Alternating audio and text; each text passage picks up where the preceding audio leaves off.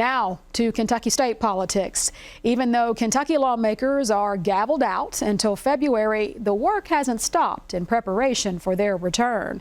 Our June Leffler talked with some of the new faces in House Democratic leadership about their priorities for the 2025 regular session. More about that in tonight's legislative update.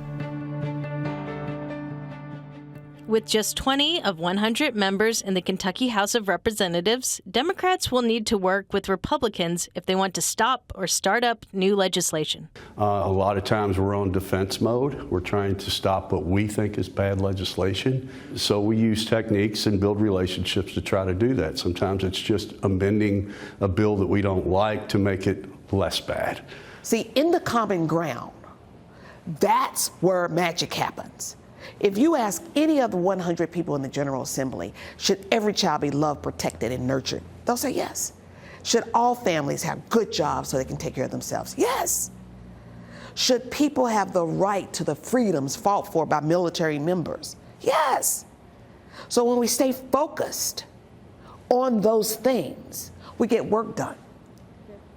When we focus on our opinions about things, that's when things get bogged down. This is Representative Pamela Stephenson's first session as the Democrats' House Minority Leader. She's the first black woman to hold a caucus leadership position in Kentucky's State House. We have an enormous rainy day fund, more money than the state of Kentucky has ever seen. We have roads that need to be fixed. We need to fund public education, because it has not been funded. Teachers and school personnel are not getting the pay they need. Lawmakers have already filed more than 200 bills, and they'll file more when they return from break. Newly elected Minority Caucus Chair Al Gentry will wait to see what more Republicans introduce and how his party will respond. As far as advancing our policies, it's usually more of a, hey, this is what we believe in, this is what we think should happen, making sure that we're good and loud when we do that. And sometimes they adopt our policies, and a lot of times it happens a year later with the Republican name on the lead, as the lead sponsor. But hey, if that happens, then we know we can be proud that really was our policy. I have been married 41 years, and I always say, my husband agrees with everything I say. And everybody laughs and says that's not true. I'm like, you don't know, he might.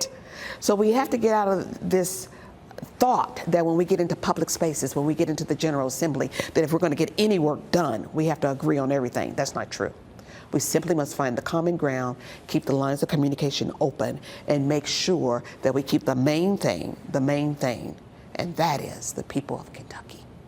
Without knowing Republicans' full legislative agenda, House Democrats are keeping busy, finalizing their priorities and what's next in their chamber. Legislators will return to Frankfort on February 4th. For Kentucky Edition, I'm June Leffler.